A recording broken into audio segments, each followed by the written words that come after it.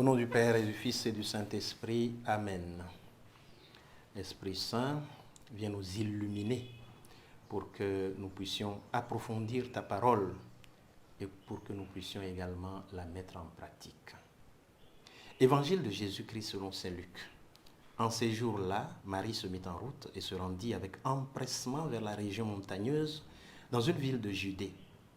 Elle entra dans la maison de Zacharie et salua Élisabeth. Or, quand Élisabeth entendit la salutation de Marie, l'enfant tressaillit en elle. Alors Élisabeth fut remplie de l'Esprit Saint et s'écria d'une voix forte.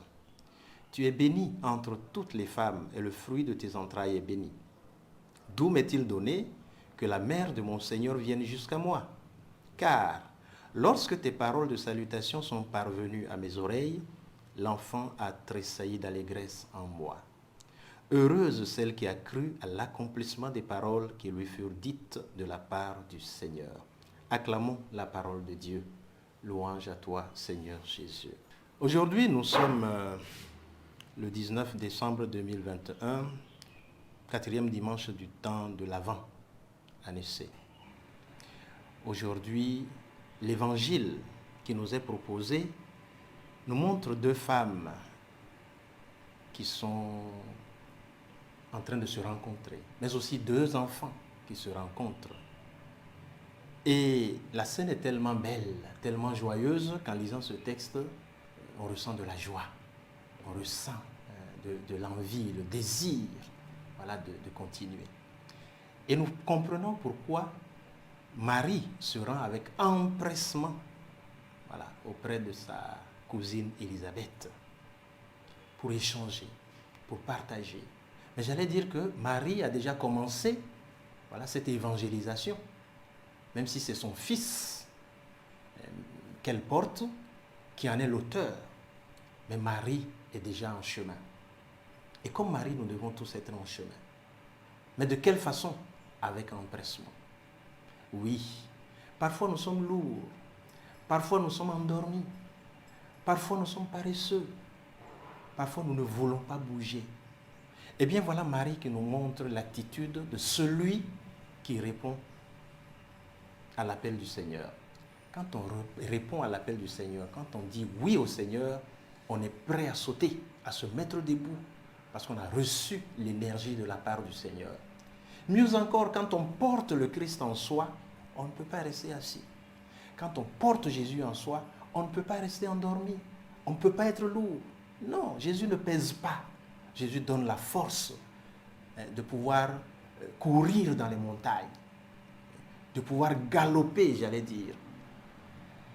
Et ça, c'est de la joie. C'est la joie qui permet cela, la joie de recevoir Jésus. Une joie qu'on a envie de partager avec d'autres. Quelle est mon attitude au quotidien? Le matin, quand je me lève, est-ce que je suis lourd parce que la vie est lourde? Est-ce que je regrette la vie? Je regrette de vivre. Je n'ai pas envie de vivre. Je n'ai pas envie de faire les choses. Eh bien, Marie nous apprend, surtout en ce moment où nous allons directement vers Noël, qu'il faut que nous retrouvions la vigueur. Parce que le Seigneur est là. Et si peut-être cette attitude persiste, c'est que Jésus n'est pas en nous. Nous ne l'avons pas accueilli en nous, alors qu'il se donne à nous. Nous devons donc être ouverts. Nous devons prendre des risques. Nous devons laisser le Seigneur nous habiter pour que nous puissions prendre la route avec empressement. Parce que celui qui croit au Christ n'a pas peur. Il avance et il traverse toutes les difficultés pour aller à la rencontre des autres. Et finalement, dire que quand on porte le Christ, on ne reste pas seul. On n'est pas isolé, on n'est pas fermé. Un chrétien fermé, un chrétien isolé, un chrétien seul, un chrétien qui croit qu'il est autosuffisant n'est pas un chrétien, il ne porte pas le Christ. Il porte autre chose qu'il ne connaît pas, mais ce n'est pas le Christ. Quand on porte le Christ, on s'ouvre aux autres.